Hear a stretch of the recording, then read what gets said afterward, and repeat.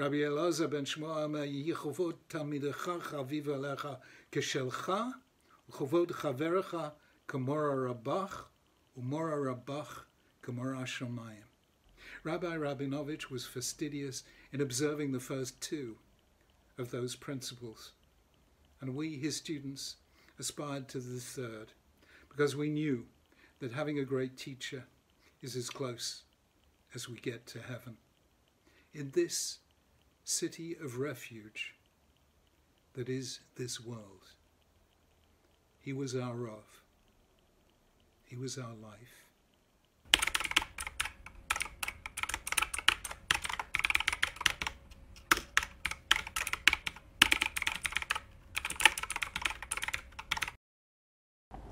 Kvod Harav, if I may begin by asking the question of questions. Here is Am Yisrael having returned to the state of Israel, to sovereignty as a self-governing nation. What ideally do you think the Torah would be telling us to make of this society? The first time in 20 centuries we've had a chance of creating a society on Jewish lines. What would be the ideal society that we should be aspiring to create here? Well, it seems to me that the real goal of any kind of society is the bracha of shalom, of peace. Unless we have a genuine sense of peace among all sections of the population, in spite of the natural differences which inevitably occur between people, between all people, and it's important to develop also differences of opinion, because that develops a greater sense of responsibility and a greater awareness of what truth leads us. It's very important to cultivate a sense of communal responsibility, and we're still far from that in terms of development in this country. The sectionalism and the machlokot of various kinds are very sharp in many ways. But on the other hand, I think that there's a growing realization that we are witnessing the realization of the divine promise that Am Yisrael cannot be and will not be chas v'shalom eliminated. The fact that historically we survived under such abnormal circumstances, that in fact, in a real sense, many thought that we were fossils. Toynbee. Toynbee, yes. And he was right in his analysis. From his point of view, this is what Am Yisrael seemed to be at that stage. I don't know what he would say today, but it's clear that this fossil has come to a very exciting stage in life. But we still need to overcome the endless divisions, and more than divisions, divisiveness, which characterized Jewish life in antiquity, as we can see in Tanakh, and which is still a very, very strong factor in our existence. Unless we can overcome that divisiveness, we are in for some very difficult times. But on the other hand, who would have thought that we would get to where we are today? We just celebrated Yom Yerushalayim. Yerushalayim never had that kind of population. It was never that kind of a city. And B'chlal, all of Eretz Yisrael is the Jewish population today is 7 million. In antiquity, it never reached that kind of numbers. But we need to learn how to disagree and yet be loyal to each other. To disagree and cooperate with each other. That's a tough assignment. The diaspora had many effects upon us, but I think that one of the worst possible effects is the divisiveness which still haunts us, which we spoke about a few moments ago. Much of that divisiveness comes from the diaspora.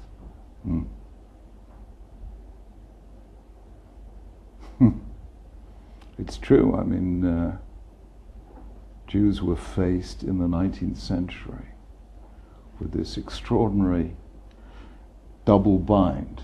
On the one hand, non-Jewish societies were saying, we want you to be part of us, and at the same time they were saying, to be part of us, we'd rather you stop being Jewish, at least in public.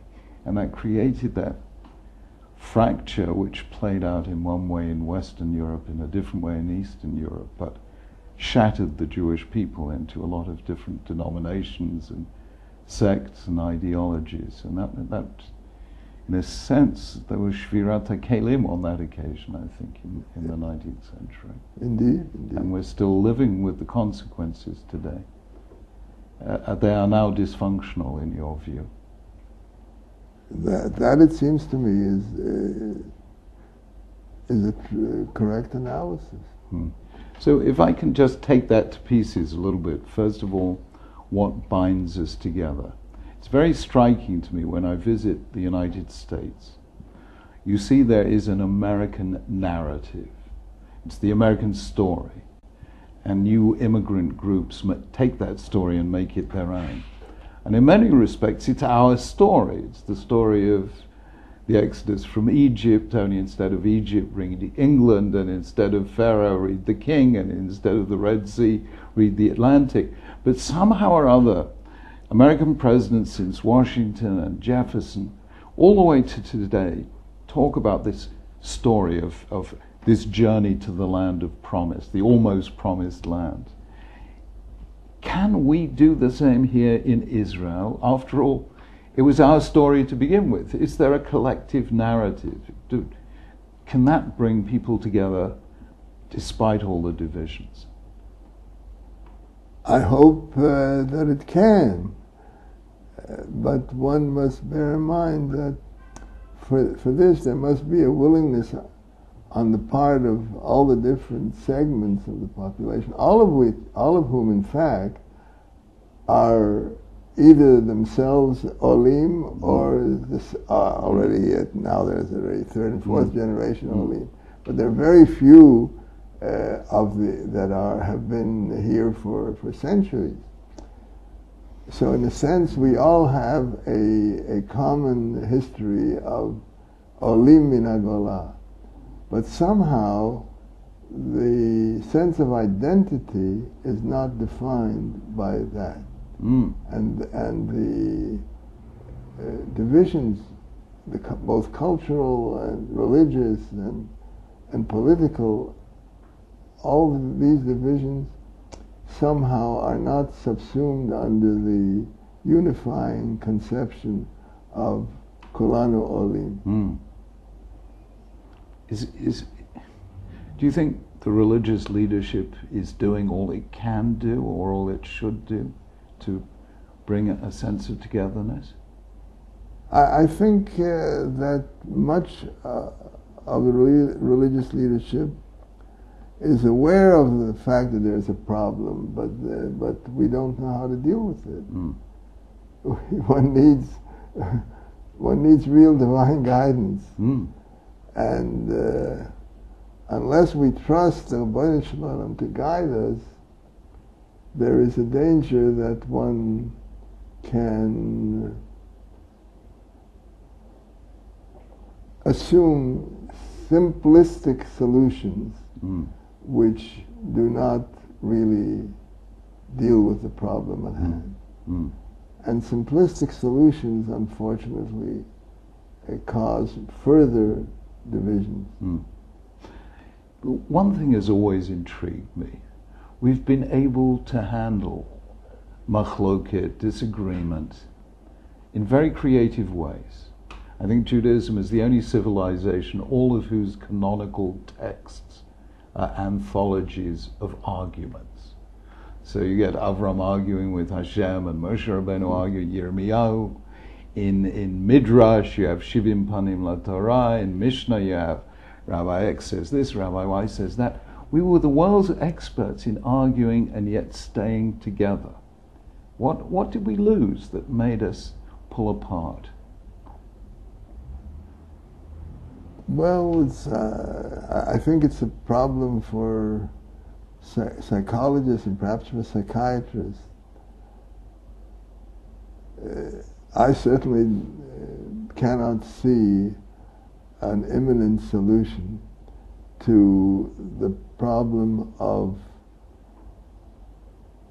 groups not being willing to recognize that there is something in the other group's position that I can live with, or that we can live with, and that we must try to work out together. And yet the Gemara says explicitly that the views of Beit Hillel were accepted against those of Beit Shammai because, among other things, they taught the views of their opponents, and they taught the views of their opponents before they even taught their own. That's a Gemara. Where did we lose that one? I think we've lost it to a very large extent. There are very few today, even in the strict areas of Psikat Halakha, there are very few Rabbanim who are willing to accept that Elu v'elu Divrei Elohim Chayim. That there is a fear of making decisions, some of which, in the light of the historical situation which we find ourselves, some of the decisions that have to be made today are decisions which were not made before, where we don't have precedents that are clear and forthright. And there's a fear of making any kind of decision which is a precedent. Do you see in Medina Israel today part of a messianic process? I don't know what a messianic process is. I was hoping you'd explain. But but I do see that Baruch Hashem, our generation has been privileged with the kind of historical developments which disprove for now and forever the theory that the Judaism is a fossil. Yeah. I mean, this Am Yisrael Chai. Am Yisrael Chai. B'chol evarav she'tasa gidav. Yeah. This is a fundamental thing. The message of the Nevi'im is that Am Yisrael cannot be and will not be Chas v'Shalom eliminated. If proof of this for this principle was needed, we have seen it in our lifetime. Yeah. We almost reached. We were at a point where it was almost Nigzra Gzera al Kol Gates of it. Mamash. And we have come out of it in a manner which nobody in his right mind could have even contemplated 75 years ago. Yeah. No one could have thought of this possible outcome. I have a strong suspicion that were Theodor Herzl to come back to life today, he would make both a Shechianu and an Al-Hanisi, because even he didn't envisage something as remarkable as the current state of Israel. Indeed. I wonder if I could chase that. Let's take it piece by piece, because with the return of Jewish sovereignty we would expect the return of Malchut, which I imagine you see as a democratically elected Knesset. Indeed, indeed. Do you see democracy as a religious value, as a Jewish value, democratic state of Israel? To me, I think this is the essence of the Jewish concept of the state. Although, of course, we don't. The word democracy doesn't appear in our rabbinic literature and historic literature, but the Greeks tended to have names for things, and we don't tended to have the reality of things. Indeed, indeed. It's a klal gadol b'Torah that any major decision has to be accepted by the tzibur. If the tzibur doesn't accept even the decision of promulgation of laws or takanot of the Medina Gadol, if it's not accepted by the tzibur, it lapses. It doesn't have strength. The same thing is true of appointments of dayanim and so on. They need to be subject to the approval of the tzibur. But much of that is part of our heritage, but not necessarily part of our practice. There is, certainly in certain religious communities, there is a kind of a chassidut which obliterates the role of the tzibur and elevates the role of the leader or the machriya or the rav or the posek to a point which was never true in antiquity. Nevuah. Do we have Nevi'im nowadays? I mean, if a Navi is somebody who sees God in history, then we understand why after Chagei, Zechariah and Malachi we didn't have Nevi'im, because we weren't full independent agents in history. But now we are again. Do you expect the return of Nevuah? Be'ez Hashem, that's part of the promise. Part of the promise of restoration of Am Yisrael into Eretz Yisrael is that Rabbi Hashem says that He will grant Nevuah to Brechem Uvnotechem. Yeah. Right. No, do you see the first flickerings of this? Unfortunately, I'm not competent to diagnose what's Nevuah, but I certainly feel that promise is much more convincing today than it ever could have been. So we were talking about the sort of messianic process, slow, gradual, whatever, and the return of malchut, of sovereignty, and who knows, the beginning of the return of prophecy. But what about kuhuna? I mean, do you have personally a very strong view about how you see Bayit Shlishi and what will be offered there? First of all, I'm not a Kohen, so I can't have expectations of anticipations. But indeed, I think that we have to trust the Rabbeinu Shalom, that what He has done for us, certainly what I have seen is ample proof that He has demonstrated beyond all doubt that Am Yisrael Chai v'Kayam. Yeah. And with God's good grace, we hope that He will also help us to see the rebuilding of the Beit HaMikdash. And what things will look like then, I think we have to trust the Rebbeinu Shalom a little bit.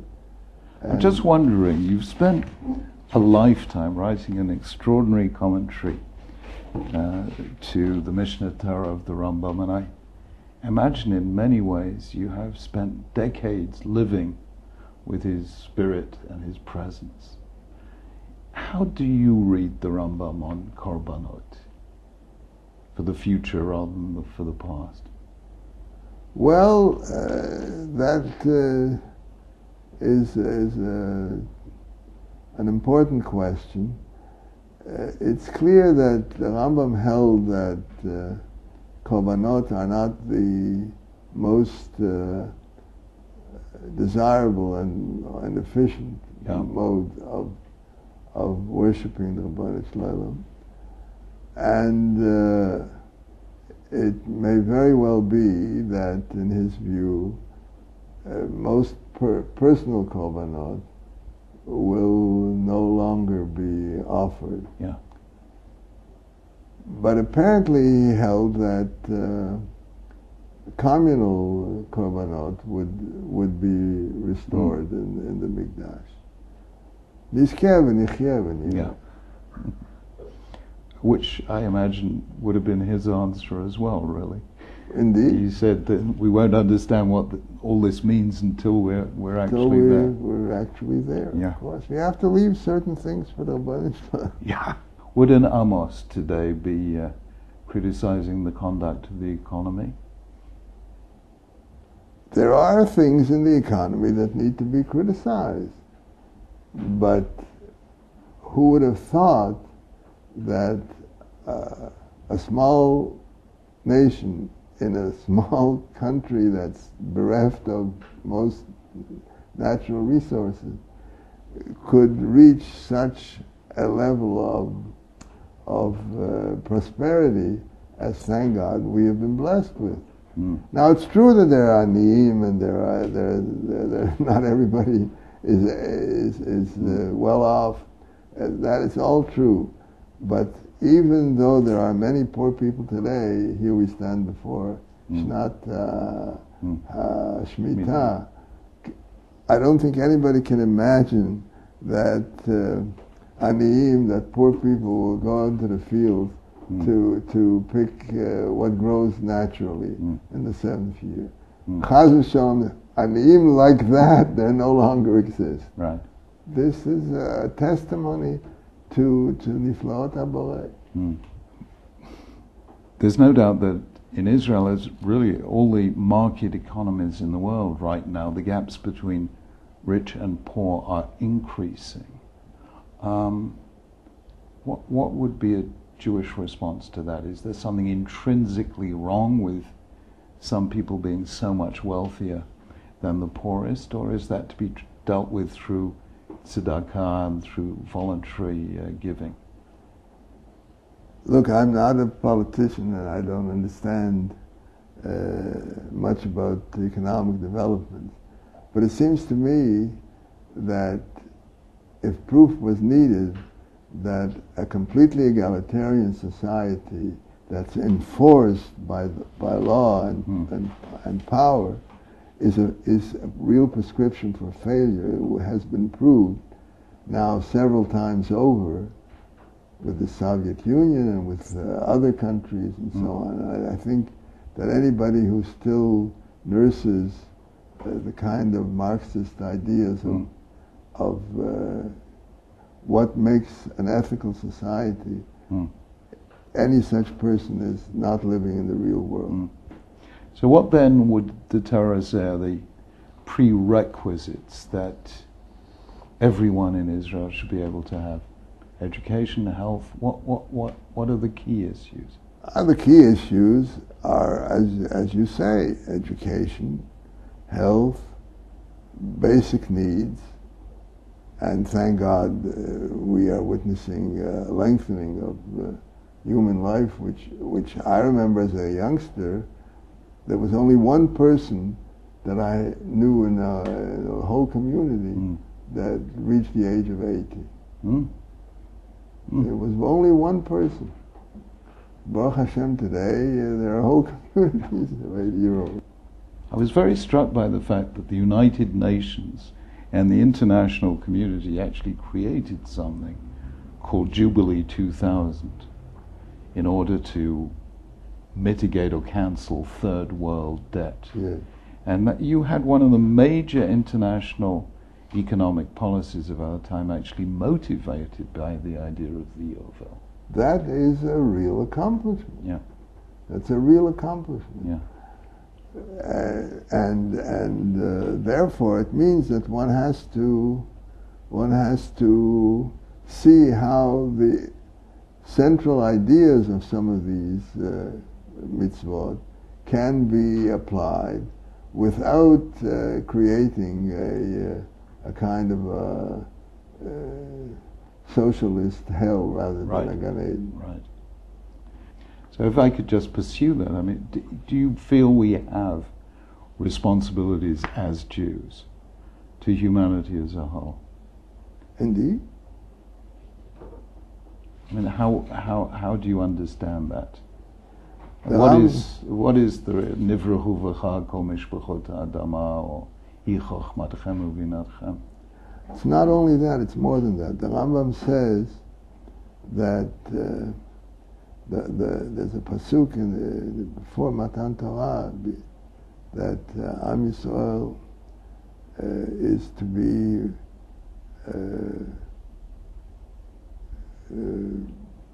like the priesthood to all mankind. Right. Mamlechet Kohanim. Mamlechet Kohanim v'goy kadosh. Yeah. What does it mean, Mamlechet Kohanim? He says, Kemosha Kohanim, that just as the Kohanim are those that are responsible for teaching Israel, teaching our people, and mediating between the people and the Torah and the Almighty. So Am Yisrael as a whole is charged to be the Kohanim of the world at large. And the responsibility to all nations is fundamental, and that's part of the hope and the dream of the Messianic era. So when the world is very critical of Israel, how do you interpret that? I think when the world is even if it's unfairly critical of Israel, it's not enough to say, well, we're being picked on. We must also say we are being expected to respond in a manner worthy of Mamlechet Kohanim. If that is the relationship between Israel and the world, what is the relationship between Israel and the Jews of the diaspora? Should we be telling everyone to make Aliyah immediately? Is there a role for Jewish communities in Chutz La'aretz? I'm not quite sure that I can even suggest a direction for an answer. I think you are more familiar with the structure of Jewish life in the diaspora. But it seems to me that on the one hand, it's not likely or reasonable to expect that all the Jews and all the diaspora will come to Israel and find them there. That all Jews from all over the world all the communities of Jews throughout the world will, Chaz v'Shalom, come to an end. But on the other hand, it's not at all clear to me how Jewish communities can continue to grow and flourish and act as the Mamlechet Kohanim when and if they are themselves diaspora all the time. How do you envisage the relationship between Dat and Medina? I mean, it's a big question, but surely a central one. How much would you feel an Israeli government would be justified in imposing Torah norms on a society, a large section of which might be very secular? First of all, I don't think that the imposition of Torah norms is either a proper thing to do, but worse than that, I think the mere fact that it's imposed creates an automatic backlash of opposition. There's an interesting statement of the Gemara about you mentioned before Machloket Beit Hillel Beit Shammai. That was a division which reached very frightening proportions. And there were several stages in the historical development. At one point, הרוצה לעשות כבית הלל עושה, הרוצה לעשות כבית שמאי עושה. The recognition that there are stages in historical development in which the decision must be withheld. It's not always necessary to bring every point of disagreement to an early and quick decision. Sometimes one has to give time, and even generations have to pass before certain decisions can be taken. So it's a very complicated issue. There are some things that are best not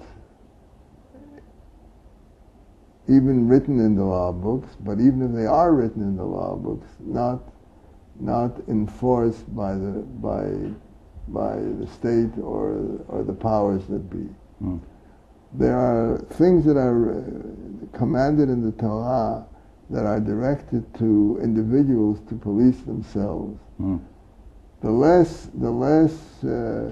there are governmental or other instruments to enforce certain kinds of laws, the more successful are these laws in their application.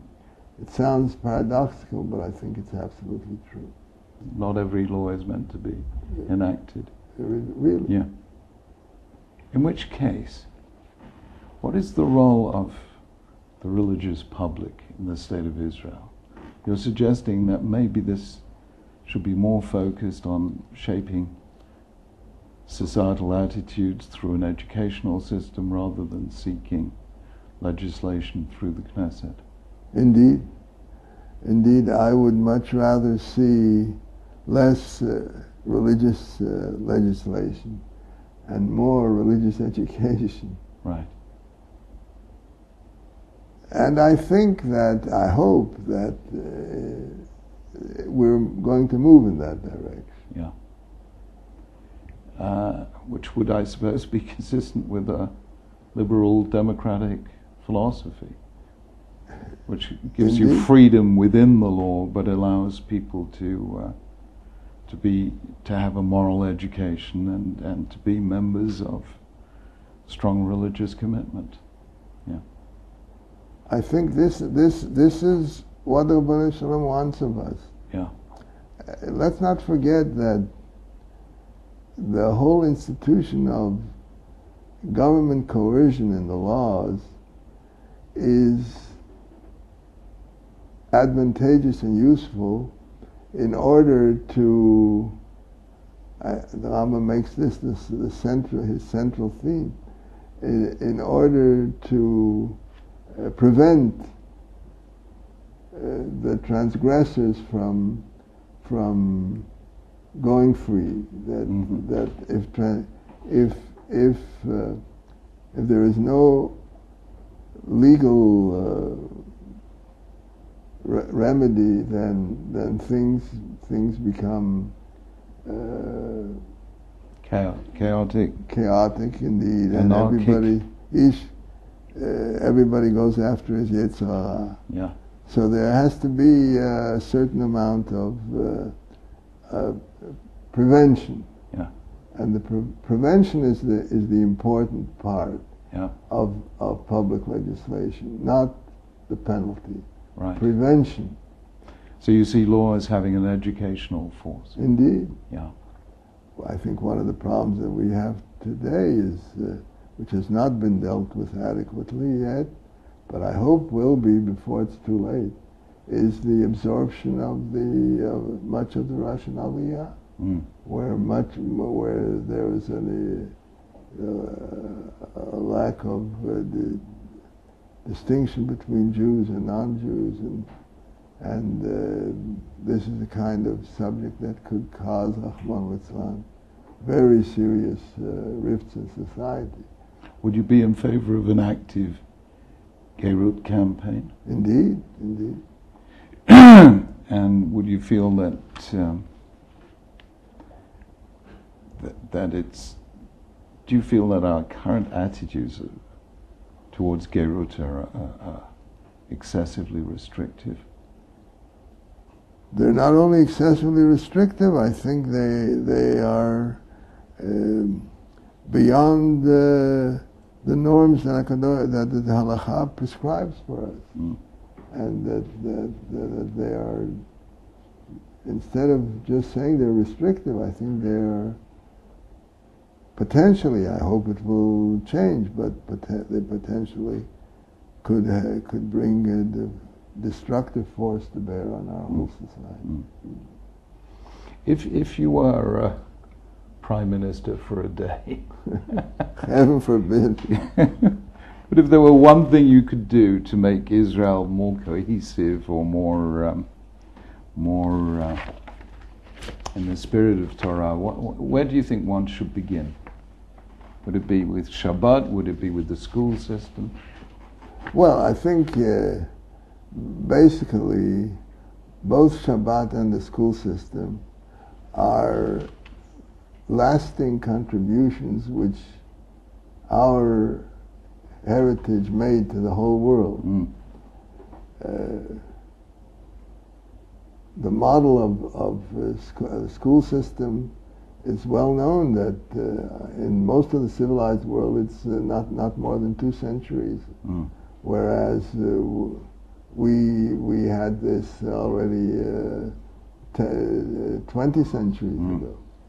Yeah, England only had compulsory universal education from 1870, which is quite odd given that the British flag was flying over 1/4 of the Earth's land surface. So Judaism really was millennia ahead of its time. Indeed. And the same thing is true of Shabbat. Today, there isn't probably a single place on earth where at least the week, a 7-day week, is the standard. It's not a natural standard. It's not based on any scientific or other natural fact or cause. It derives from the concept of Yom HaShvi'i, Shabbat. In fact, the word Shabbat has entered into most civilized tongues. Not Sabbath, sabbatical, yes. Yeah, but of course.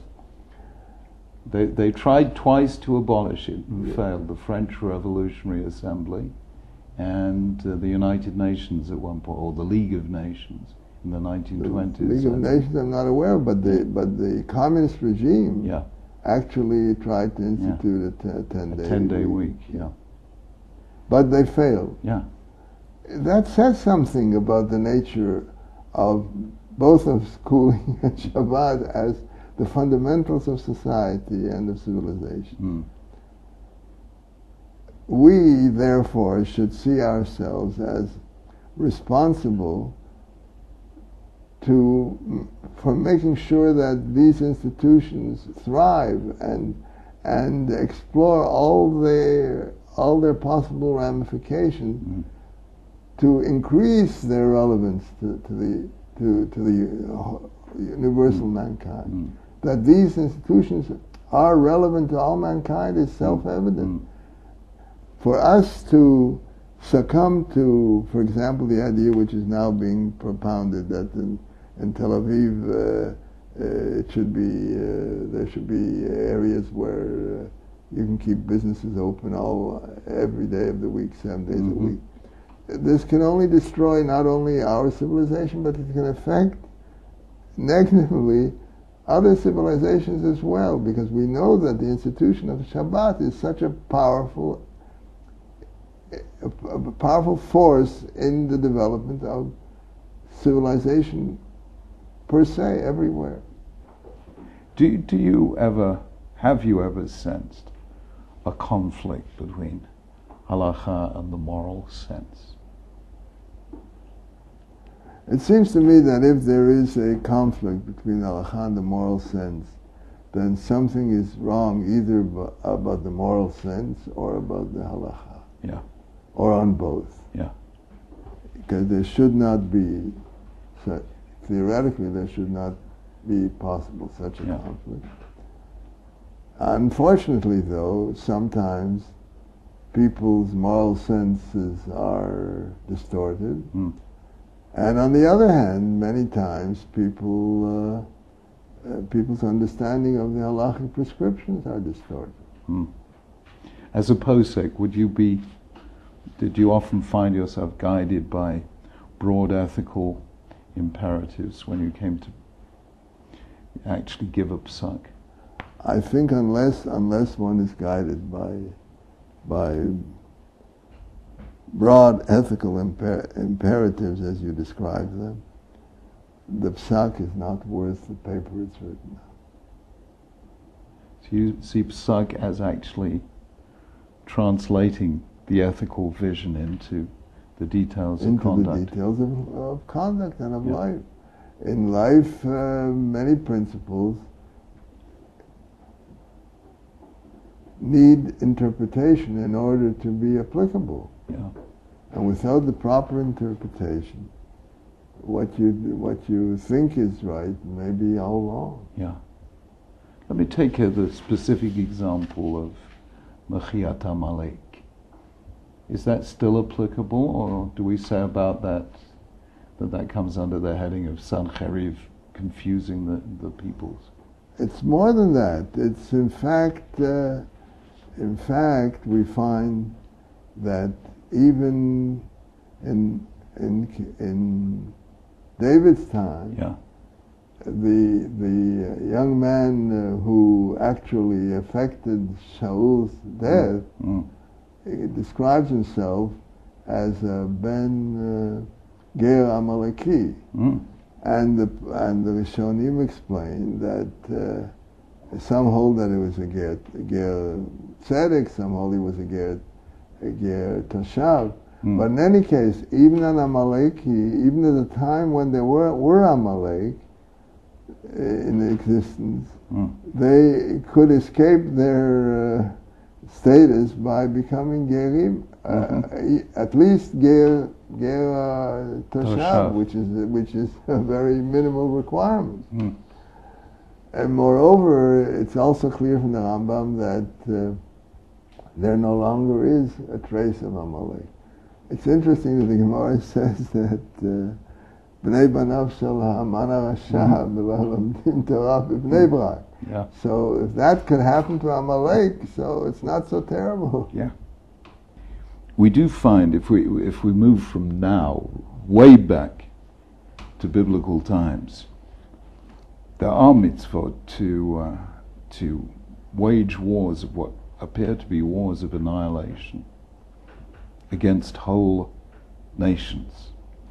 And the question that I imagine many of us ask is, how does that accord with the principle that Avraham Avinu articulates and God agrees to, that if there are 10 innocent human beings, the whole of Sodom should have been spared?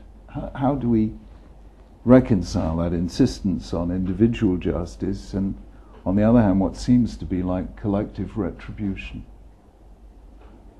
I'm not sure that it's something that I can reconcile or that needs reconciliation. I think, first of all, one should bear in mind that the approach of the Torah in all the commandments is developmental. In other words, history determines when certain values can be applied and when they are not yet, when the world is not yet ready for their application. And therefore the Rambam makes this very clear, that there are mitzvot, for example, the mitzvot of dealing with the slave. The Torah abolished the status of slavery as it was in the whole world by giving the slave independent identity, Shabbat and so on, and the certain mitzvot. Also in the matter of war, I don't know of any other ancient literature where there are laws of war. According to the Torah,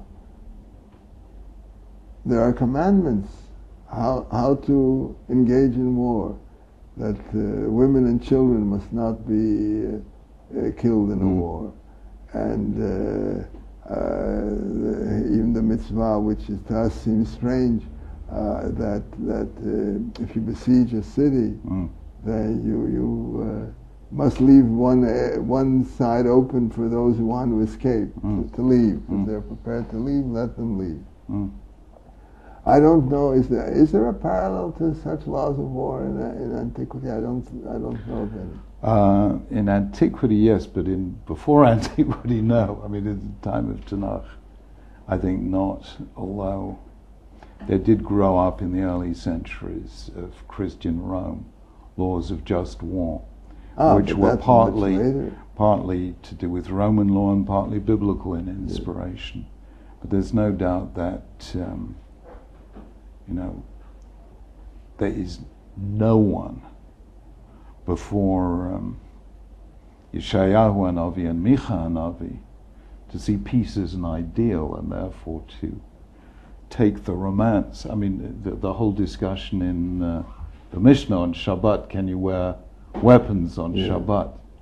And the sages saying, this is Genai Hulo and Vikitutu Charvotan Litim, bringing Isaiah as a proof text that war is a badge of shame rather than a badge of honor. Now that goes completely against the ethics of antiquity, because even in Greece and Rome, to be a Gibor Chayil was the highest of all honors. So I think peace enters Western civilization as an ideal with Isaiah and Micah, and doesn't resurface until Immanuel Kant in the 18th century, where he writes this essay on perpetual peace, which is the first time the modern West sees war as not an ideal. So it seems that developmental perspective in Judaism happened very, very early.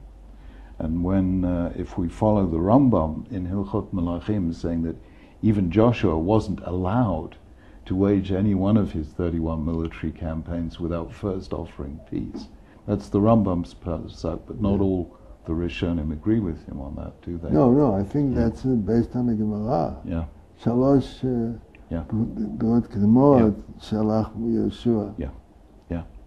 So, I mean, the thing that Rambam was criticized for, and I imagine today would still be a serious question, is, are there any limits to the possible development of Judaism? Once you introduce this historical dimension, where do you stop?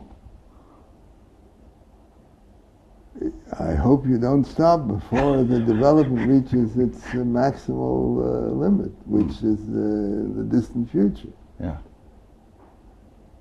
But indeed, that's very important to recognize, that you cannot have, at any stage in human history, a successful social and political structure which is entirely beyond the capacity of the people of the time and the economic circumstances of the time and so on, to sustain itself. If you make demands which can only be realized in the distant future, if you make them at the wrong time, they simply remain at the best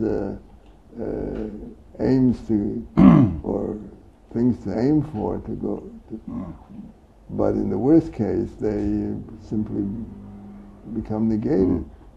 So your view is then that all those laws of war in Bamidbar about Midian and in Devarim were very specifically for that age, when they were very specific for that age and for those places and for those times.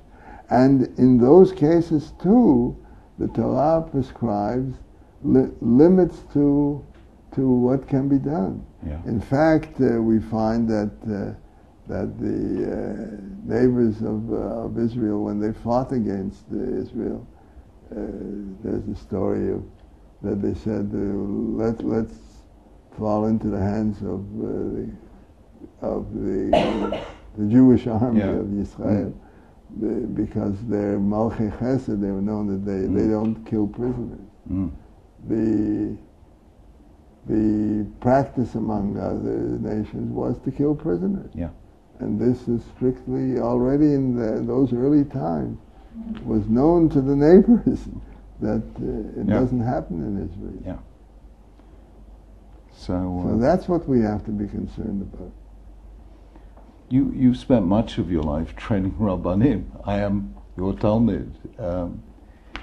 What is it that you most want your Talmidim to do when they go out into the world?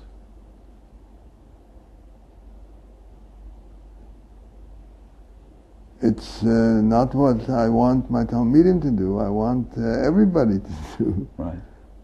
I think it's important that all of us join together to the Kadesh Shem Shamayim Barabim. The Kadesh Shem Shamayim Barabim means to create a kind of environment in which the values that HaKadosh Baruch Hu teaches us become the norm for our society, and at all levels, for the individual, for the family, for the society, or for the community, for the society. These are not easily attainable on all levels, but HaKadosh Baruch Hu seems to be helping us, so thank God for that. And how would you want your Talmidim to go out? What would you recommend? Go out and teach Torah, make communities, Hachnasat Borochim, acts of Chesed. Is it a seamless web, or do you have a sense of the priority of right now? There's a crisis right now, or there's an issue that we should be facing. I don't think that concentration on one issue is a healthy state of affairs. But there are issues which come up and which become subjects of immediate concern. But above all, we have to be concerned about the fact that we're building a new society, and the new society has to incorporate has to not only incorporate, in fact, create fundamental societal structures that will reflect these principles. When you reflect on Jewish history, given that we excelled in so many fields, why was it that we were unable to prevent those divisions and rifts that you spoke about earlier, that brought about Churban Bayit Sheni, and in a sense Churban Bayit Rishon as well, because of the division of the kingdom? Indeed. How come we were so unsuccessful in handling self-government? It's a very good question. What do you think? What do I think? Yeah. I think that we didn't read the instructions.